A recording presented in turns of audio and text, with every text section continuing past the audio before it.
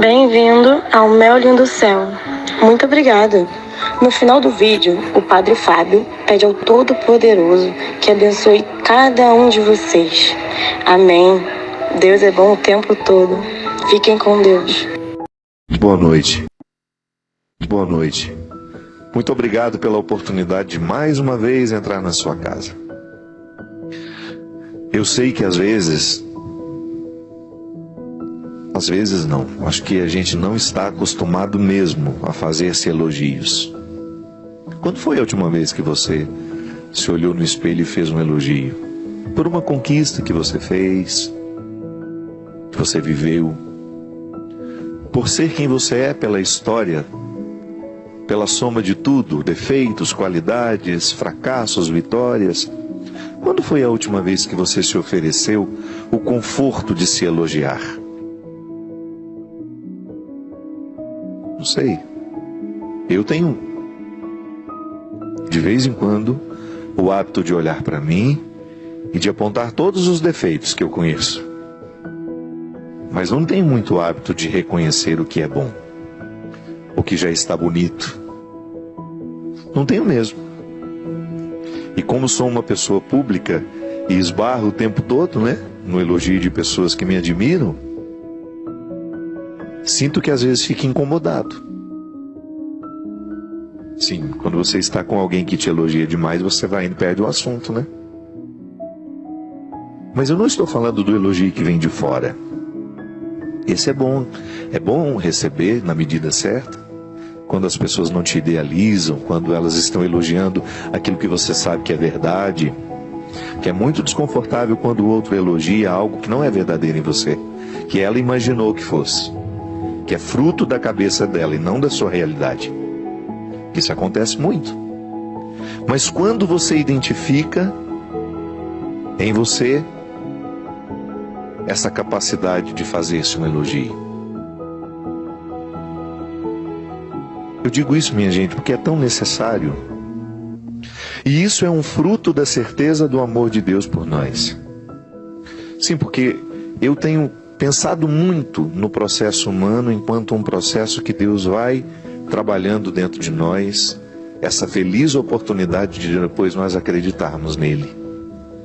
Sim, porque a fé em Deus, ela é um fruto, um desdobramento natural da fé natural que nós vivemos no nosso dia a dia, nas pessoas que estão ao nosso redor. Eu tive fé na minha mãe, tive fé no meu pai, tive fé nos meus irmãos, tive fé nas pessoas que cuidaram de mim, porque fé num primeiro momento é confiança. É aquela coragem que você tem de ficar de pé a primeira vez, ficar em pé a primeira vez, dar primeiros passos, e você confiar que o outro está lhe segurando se você cair. A primeira fé que nós experimentamos na vida é essa. E depois nós vamos evoluindo nessa confiança até o momento em que nós somos apresentados a Deus. E você naturalmente vai associar o verbo confiar com tudo aquilo que você já aprendeu humanamente, porque nós não temos dois verbos. Confiar enquanto realidade humana, confiar enquanto realidade sobrenatural. Não. É o mesmo verbo que se aplica a tudo. Então você vai entender o significado da confiança em Deus a partir do que você aprendeu do significado da confiança nas pessoas. Talvez seja por isso que fica tão difícil de uma pessoa que não teve a experiência da confiança humana, que foi muito desamparada enquanto criança, que acontece, Existem pessoas que vivem desamparos existenciais terríveis, que são frutos da vida. Isso acontece muito quando os pais se separam, quando o casal não sabe administrar bem a separação, os filhos pequenos sofrem. Não que os grandes não sofram, É que os pequenos não têm os filtros naturais da proteção. Então você pode gerar um desamparo muito grande emocional naquela pessoa, uma insegurança muito grande. Mas tudo isso repercute tanto dentro de nós. É por isso que a gente precisa tanto ter interesse pela história do outro para a gente poder entender o outro. Por que tal pessoa tem tanta facilidade de decidir, de ir, de buscar, de dar certo, de ser empreendedor? Minha gente, é o fruto, é o resultado de como foi criado, de como ela aprendeu a confiar em si, e que às vezes a gente pensa que é o lar perfeito que faz pessoas assim, não é não. Às vezes é o caos, às vezes é a dificuldade que gera a necessidade de reagir e de pensar, eu não tenho ninguém por mim e eu terei de ir à luta. Também tem gente que reage contrário, né? Ela foi completamente desprezada e a gente espera que aquela pessoa vá viver vítima a vida inteira e de repente não. Ela toma consciência da sua própria história, descobre que ela pode, que ela vai buscar aquilo que não trouxeram para ela. Claro, e aí pode ser uma pessoa rancorosa, pode ser uma pessoa egoísta, pode se transformar numa pessoa mesquinha, que quer tudo para si. Mas dá uma olhada no passado das pessoas e você vai entender um pouquinho por que elas são assim hoje. O resultado da vida está aqui. O Fábio, que nasceu lá na cidade de Formiga, Minas Gerais, que cresceu lá na rua Marciano Montserrat, que teve os irmãos que teve, os tios, os vizinhos, o pai, a mãe, os avós, todo mundo me influenciou. A escola que eu frequentei, os professores que passaram pela minha vida, os amigos, os coleguinhas de escola que tiveram influência sobre mim, tudo isso está aqui, registrado dentro de mim. E é este homem que precisa olhar no espelho e de vez em quando elogiar-se. Como uma forma generosa, sabe, de agradecer tudo aquilo que nós conseguimos alcançar. Esse ser humano que você é, que tem uma história que muita gente desconhece, que às vezes até você desconhece. E como às vezes eu encontro pessoas que, pelo Brasil afora, falam, padre, como ficou mais fácil entender o senhor depois que eu li a sua biografia? Conheceu a minha história. Conheceu histórias que eu desconhecia até pouco tempo.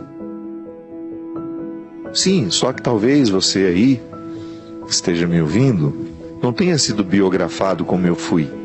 Não tenha tido a oportunidade de alguém pesquisar a sua história. Mas por que você não faz isso?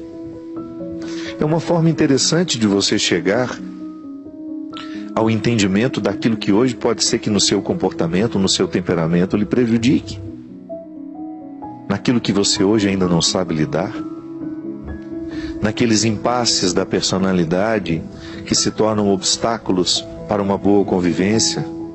Ou então naqueles detalhes da sua história que fortaleceram o seu ser rancoroso, ciumento, magoado, mesquinho, infantil.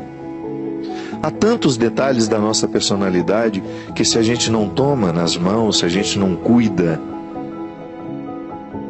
a gente jamais vai saber se aplaudir.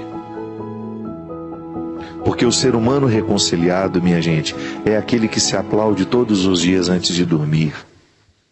É aquele que, vendo a soma de defeitos e virtudes, fica satisfeito com o que está alcançando.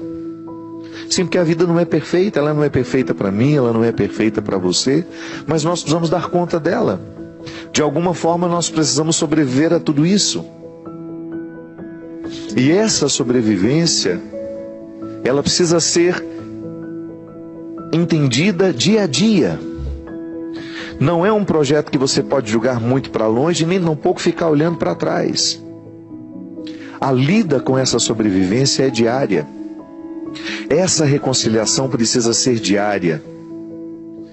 Olhar-se, aplaudir aquilo que precisa ser aplaudido, aquilo que de bonito você já alcançou de você, e também reconhecer aquilo que ainda não está merecendo aplauso, mas que quem sabe pode ser aplaudido amanhã.